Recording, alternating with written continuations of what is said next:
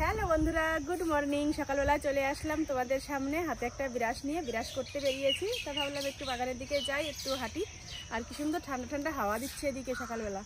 সকালে উঠে হাঁটলে তো বেশ ভালো লাগে, তাই চলে আসলাম এদিকে। আর আমাদের গাছের আমগুলো দেখো পাড়ার মতন হয়ে গেছে, গাছের থেকে কাঠবিড়ালিতে না খেয়ে খেয়ে ফেলে দিচ্ছে।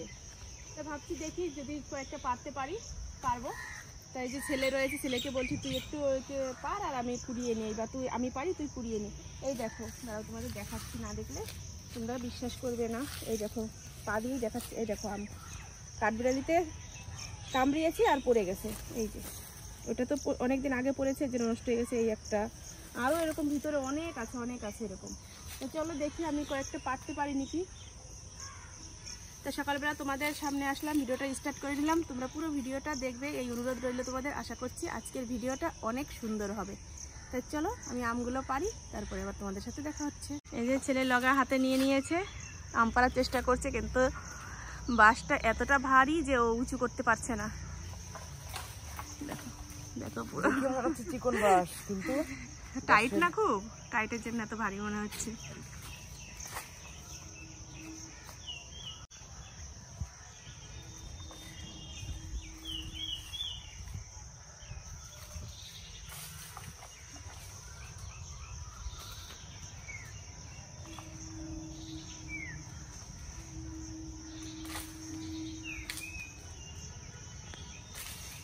আমের বোঠার দিকে বাঁধাতে হবে, বোঠার দিকে বাঁধিয়ে বাঁধিয়ে টান দিতে হবে।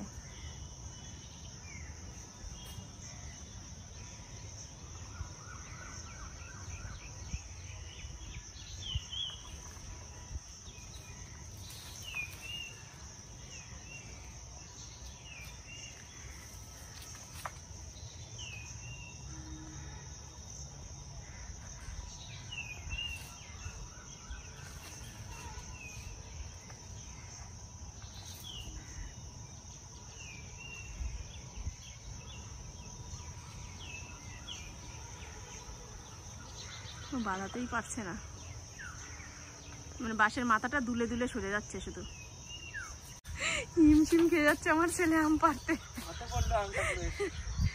আমার এখন কোড়াতে হবে, নইলে এই জঙ্গলের মধ্যে না খুঁজে পাবো না।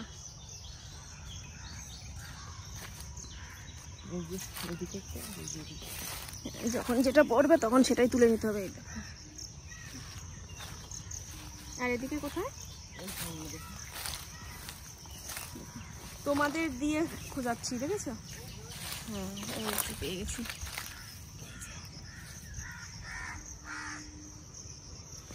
এই দেখো আমার ছেলে আম পাড়তে পুরো ঘেমে যাচ্ছে, খুব কষ্ট করে করে কয়েকটা পাড়তে পেরেছে। এই দেখো এই কয়টা মাত্র পেরেছে আম। হ্যাঁ, গাছে যে কটা আছে মোটামুটি পারলে যাই হোক হবে কয়েকটা, কিন্তু পারতেই পারছে না। যে আমি বালতির মধ্যে তুলে রাখি।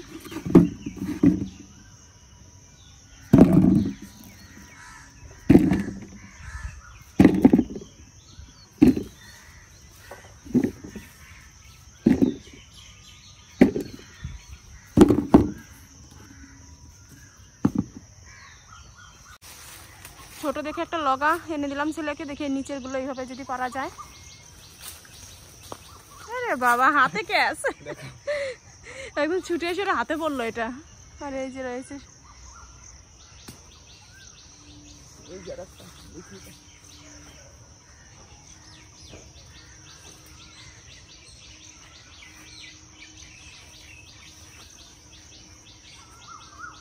দেখতে পাচ্ছি না পাতার জন্য। পাতাটা এই সাইড দিয়ে ধরতে হবে, এই পাশ থেকে। আমের মধ্যে একটু বাঁধলেই তাহলে টান দিলেও পড়বে।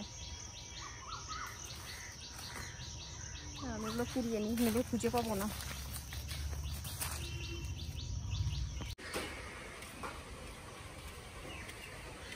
এই যে আম নিয়ে চলে আসলাম,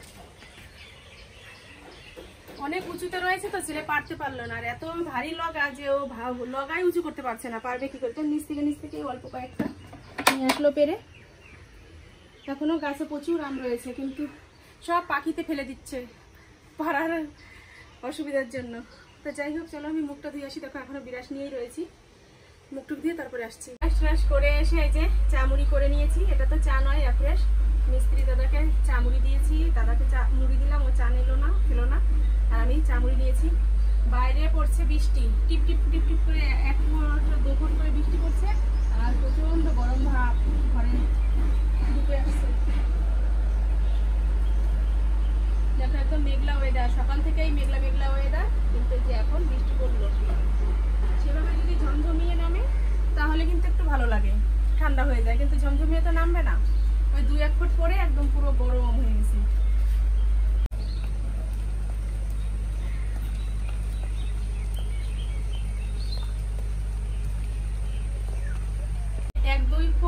পুরো মানে বলে না মানুষের গা ঘামলে যেরকম ঘামটা গায়ে লেগে থাকে, আকাশের গায়েও যেন ওই মেঘটা লেগে রয়েছে।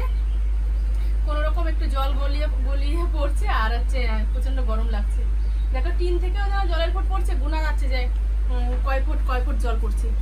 তা চলো যে মুড়ি আর এফ্রেশটা খেয়ে নিই, খেয়ে রান্না করবো। ভাত তো বসিয়ে দিয়েছি, আর বাবা বাজার দিয়ে গেল, কি কি বাজার এনেছে তোমাদের একটু দেখিয়ে তারপরে আমি সবজিটা কাটবো। তো চলো তাড়াতাড়ি খেয়ে নিই।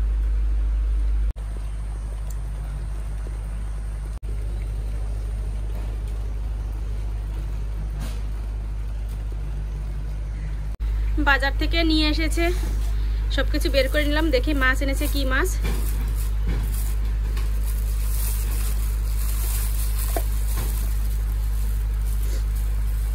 এখানে রয়েছে যে পাঙাশ মাছ, বেশ ভালো হয়েছে। বাজার থেকে কেটে এনেছে, মাছ কেটে নিয়ে আসলে না ভালো হয়, কেননা পাঙাশ মাছের কাটা হচ্ছে প্রচন্ড শক্ত। সেই কাটা আমার বটি দিয়ে কাটতে একটু অসুবিধা হয়ে যায়, কারণ বটিটা একটু নষ্ট হয়ে গেছে। আর এই প্যাকেটে রয়েছে কি দেখি, এটাও ঢেলে ফেলি। এখানে রয়েছে মাছের ডিম। আবার কতটা ডিম এনেছে, একটা থোপা পুরো, ঠিক আছে, অনেক বড় একখানা ডিমের থোপা। তোমরা কতটা কি বুঝতে পারছো কি জানি, প্রায় 200 না 300 জনের মতন হয়ে যাবে এক একটা ডিমের থোপা। একদম এখানে দেখো একটা পদ্মা মতন রয়েছে। যাই হোক, এটা এখন আমি পিস পিস করে কেটে তারপর ধুয়ে নিয়ে আসবো। আর এতেও মাছ এনেছে। আর সবজি বলতে এখানে সবজি রয়েছে, পটল এনেছে, আর এখানে রয়েছে আলু। তো চলো আমি সব কিছু কেটে গুছিয়ে নিই। আর এদিকে তো এই যে ভাত হচ্ছে, ভাতটা প্রায় হয়ে এসেছে, ফ্যান গালবো এখন। তো চলো গুছিয়ে নিই, তারপরে তোমাদের সাথে আবার দেখা হচ্ছে। যে সবজি সব কেটে নিয়েছি, আলু পটল কেটেছি, মাছ রান্না করব বলে, আর মাছের ডিম ভাজা করব বলে পেঁয়াজ কেটে নিয়েছি। আর এই গামলার মধ্যে রয়েছে বেসন, চালের গুঁড়ো, আর এই যে আম কেটে নিয়েছি, আমের টক রান্না করব। যেটা বললাম তোমাদের যে মাছ বাজার থেকে কেটে আনলে ভালো হয়, আমার বটিটা ভালো নেই, মানে হাত কেটে যাওয়ার ভয় থাকে, ঠিক সেই কাজটাই হলো। মানুষ তো বলেই যে যেখানে বাঘের ভয় সেখানে সন্ধ্যা হয়, আমার অবস্থা হয়েছে সেটা। মাছ কাটতে গিয়ে হাত কেটে যাবে সেই ভয়তে বাজার থেকে মাছ কেটে এনেছি বলে ভালো হয়েছে। এই দেখো তার পরিণাম, এই দেখো। এই সবজি কাটা হয়ে গেছে, আলু পটলগুলো কেটে নিয়েছি, আমটা কাটতে গিয়েছি, আর একটু বটিটা যেই নাড়া লেগেছে একদম এখান থেকে মাংস উঠে কেটে গেল। ঠিক আছে, কি অবস্থা, কতটা রক্ত বেরোচ্ছে দেখো। হাতটা কাঁপছে এখন, আমার হাতটা আমি ধুইও নিয়ে দেখো মাটি রয়েছে হাতে। কি করব বলো, যেটা কপালে থাকে সেটা তোকে খণ্ডাতে পারে না, সেটা তার ঘটবেই। আমার কপালে ছিল হাত কাটবে, তাই হাতটা কেটেছে, যে আঙুলটা কেটেছে। তাই চলো এখন আমি হাতটা ধুয়ে এখানে একটু কাপড় বেঁধে দিই। আর কি করব, কলগেট দিলে হয়তো রক্তটা বন্ধ হয়ে যাবে, একটু কলগেটই দেবো এখন। তো চলো আমি আঙুলটা বাঁধি, ব্যথা করছে। এই যে আঙুলটা একটু কি বলে কলগেট লাগিয়ে এই যে বেঁধে নিচ্ছি। প্রচন্ড জ্বালা করছে, একদম ভিতর থেকে ডিপ হয়ে মাংস ডেবে কেটে গেছে। মাছ দিয়ে নিয়ে আসলাম, এই যে মাছগুলো এখন ভাজা করবো। কড়াই বসিয়ে দিয়েছি, এদিকে কড়াই গরম হয়ে যাচ্ছে। একটু সুতো বেঁধে দিতে হবে, নাহলে থাকবে না সুতো।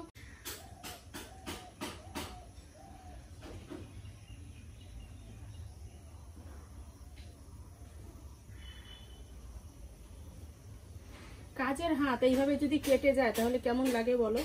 রান্না করতে হবে এখন, এখনই তো ভিজে যাবে এই জায়গাটা, কারণ সবজিগুলো ধুয়ে তুলতে হবে জল থেকে, মাছে নুন হলুদ মাখাতে হবে।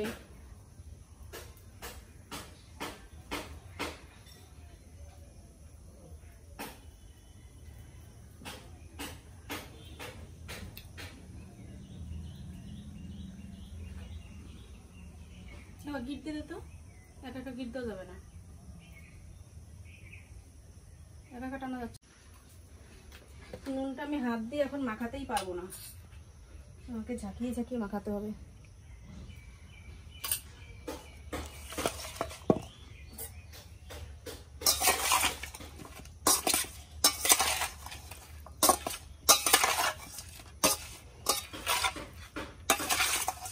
এটা নয় আমি এইভাবে করলাম, কিন্তু আমি মাছটা যে বড়া ভাজবো কি করে আমি হাত দিয়ে ধরবো, সে আমার হাত তো লাগবেই, এর মধ্যে হাত লাগাতেই হবে। মেয়ে মানুষদের কি আর শান্তি আছে? যতই অসুবিধার মধ্যে পড়ো, যতই শরীর খারাপ হোক, কাজ কিছু ছাড়বে না, কাজ করতেই হবে।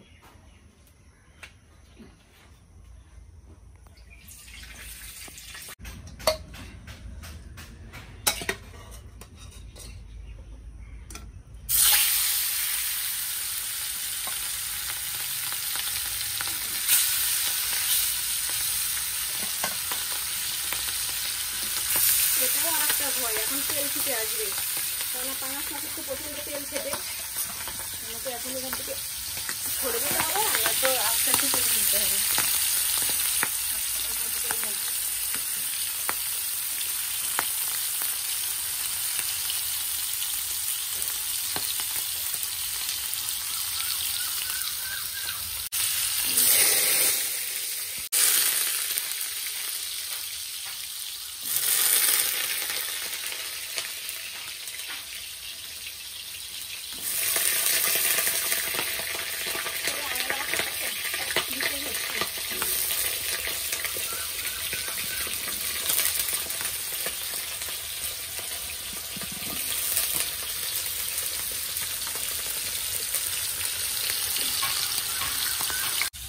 শুকনো লঙ্কা ভাজা আর মাছ ভাজা, এই দিয়ে হবে সকালের খাওয়া দাওয়া আমার ছেলের।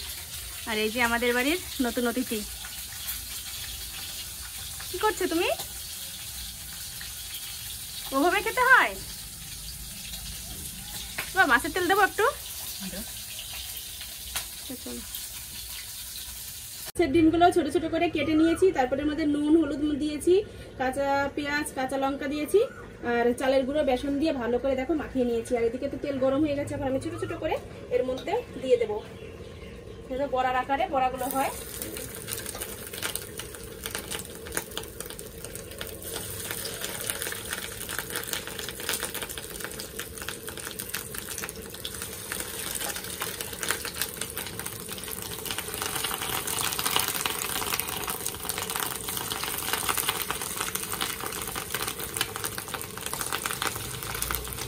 বড়া ভাজা হয়ে গেছে, এতগুলো নামিয়ে নিয়েছি।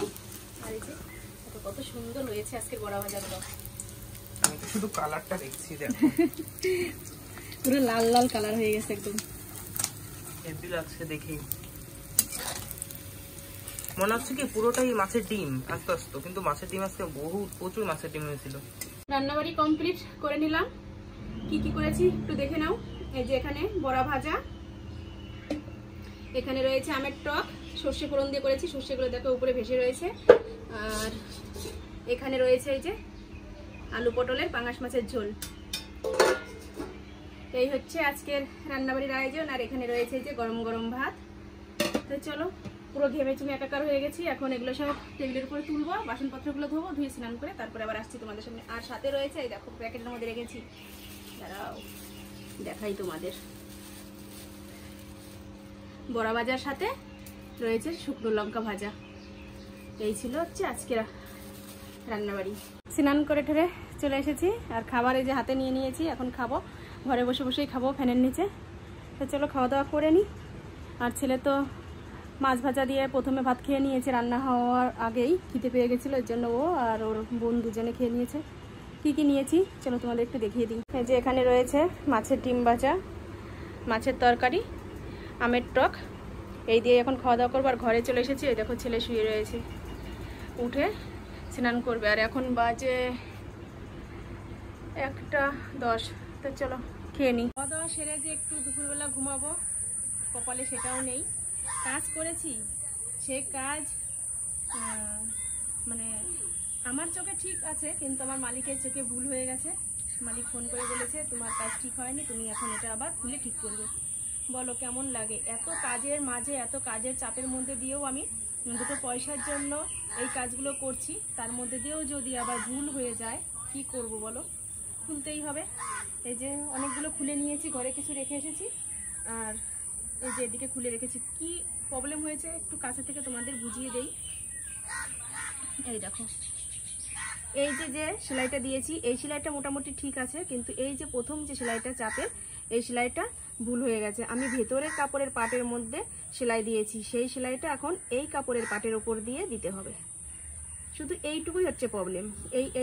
এই কাপড়টার সাথে এই যে আলগা কাপড়টা দেখছো, এই কাপড়টার মধ্যে চাপটা দিলেই কমপ্লিট হয়ে যেত, কিন্তু এইটুকু ভুলের জন্য আমাকে এখন আবার খুলতে হচ্ছে। এত খুদে খুদে করে আমি সেলাই করেছি, এখন সেগুলো আবার এই যে এই পিন কাটারটা দিয়ে কেটে কেটে তারপরে সুতো বের করতে হচ্ছে। এই দেখো সুতোগুলো সব বের করে ফেলেছি। কি করব বলো? কষ্ট বলে না যে কষ্ট যার কপালে লেখা থাকে, তার সব দিক থেকেই কষ্ট যেন ঘিরে ধরে তাকে। সকালবেলা আঙুল কেটে নিয়েছি, এই যে আঙুলটা একটা কাপড় দিয়ে বেঁধে রেখেছি, এইভাবেই কষ্ট করে রান্না করলাম, কষ্ট করে খেলাম। এখন আবার এগুলো করতে হবে, এগুলো খুলে আবার সেলাই করে তারপরে মালিককে দিতে হবে। বিকালবেলা আমি কাজ দিয়ে দেবো বলেছিলাম, কিন্তু সেটা আর হবে না। এই কাজটা কমপ্লিট করতে করতে হয়তো আজকে রাত পার হয়েও যেতে পারে, কালকে সকালে হবে। তো চলো আমি কাজগুলো করি, করে তারপরে আবার তোমাদের সাথে দেখা হচ্ছে। আর ওইদিকে কাক কা কা করেই যাচ্ছে, মনে হচ্ছে কি যেন আমি ওর সাথেই কথা বলছি। দেখো ওই যে গাছ থেকে ডেকেই যাচ্ছে, ডেকেই যাচ্ছে।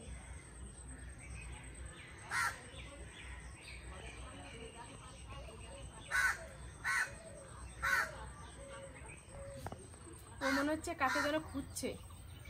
ও কা কা করে ডাকলো, আর ছোট ছোট শালিক পাখি উড়ে এসে ওর কাছে দেখা দিয়ে গেল। যাই হোক, ওদের ভাষায় ওরা বোঝে, আমাদের ভাষায় আমরা বুঝি। চলো আমি কাজগুলো এখন করি। কাজ তো না, এই আকাশটাই এখন করি। কাজ করেছিলাম প্রথমে, এখন সেই কাজটাকে পাশে সরিয়ে রেখে এখন আকাশটাকে আমাকে করতে হবে। চলো করে নিই আকাশটা, তারপরে আসছি। কাজ মোটামুটি কিছুটা করেছি, আর এখন এই যে ধামা কাকে নিয়ে নিয়েছি। প্রচুর জামা কাপড় ছিল, সেগুলো সব রোদরে দিয়েছি, বাড়িতেই দিয়েছিলাম রোদরে। তারপরে বৃষ্টি হয়েছিল, বৃষ্টির জন্য তো তুলে রেখেছি। তারপরে আবার বৃষ্টি থামার পরে যখন রোদ হয়েছে তখন একটু পাশে রোদরে দিয়েছি। কোথায় দিয়েছি চলো সেখানে যাই, গিয়ে জামা কাপড়গুলো সব নামিয়ে নিয়ে আসি ওখান থেকে। এই যে হচ্ছে আমাদের নতুন রাস্তা হয়েছে দিক দিয়ে, ঘরের পাশ দিয়ে। আর এই যে হচ্ছে দেখো, এই নেটের এখান দিয়ে কত জামা কাপড় নেড়েছি দেখো।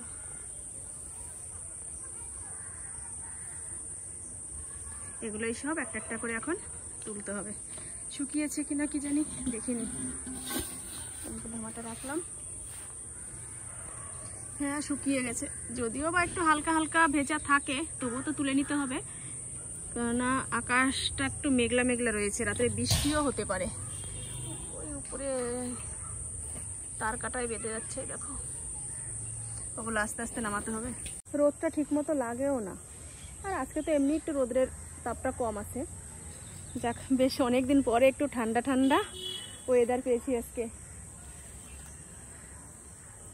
এদিকে বেশি রোদ থাকলেও সমস্যা হয়ে যায়, গরম সহ্য করতে পারি না, আবার বৃষ্টি হলেও সমস্যা। বাড়িতে কাজ হচ্ছে, বৃষ্টি হলে তো সকালবেলা তো ভীষণ চিন্তায় পড়ে গিয়েছিলাম, বৃষ্টিতে ভিজে পড়ে গেলে সব কিছু কাজটা মার যাবে। আজকে মিস্ত্রি দাদা এসে বসে থাকবে, পয়সা চলে যাবে, কিন্তু কাজ কিছু হবে না। তো দেখলাম যে না, আস্তে আস্তে বৃষ্টিটা কমে গেছে। তারপরে তো পুরো কাজ করলো সারাদিন। তো চলো আমি জামা কাপড়গুলো তুলে নিই, দু হাত দিয়ে না ধরলে না এই উপরে যেগুলো বেঁধে গেছে সেগুলো নামাতে পারছি না। দেখো আকাশটা মেঘলা মেঘলা, মেঘগুলো ভাসছে, রাত্রে বৃষ্টি নামবে। এই যে আমার রাজপ্রাসাদ দেখেছো, এই যে সব নামিয়ে নিলাম অনেক কষ্ট করে। এর উপরে উঠে, যেখানে উঠে উঠে ওই পিলারগুলো ধরে উপর থেকে নামালাম, কেননা কাটার মধ্যে না বসে গিয়েছিল, এর জন্য নামাতে ভীষণ অসুবিধা হচ্ছিল।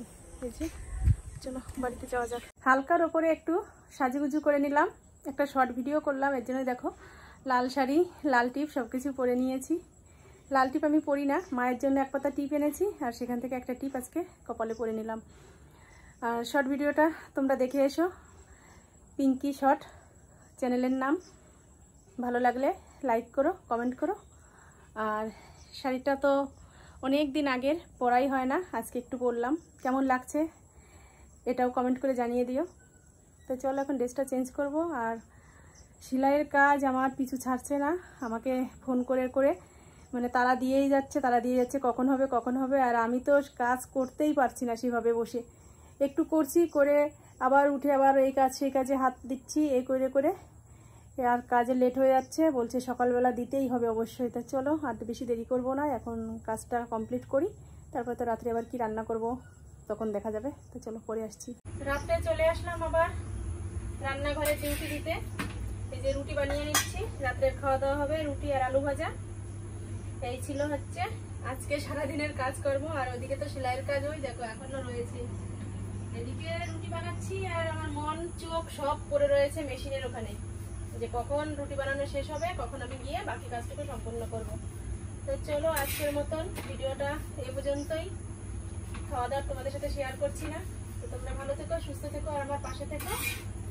আর আমার নতুন বন্ধুরা আমার চ্যানেলটি সাবস্ক্রাইব করে দিও। তো চলো আজকের মতো টাটা বাই বাই, আগামীকাল নতুন ভিডিওর সাথে দেখা হচ্ছে। রুটি না বেলেই দিয়ে দিচ্ছি আমি।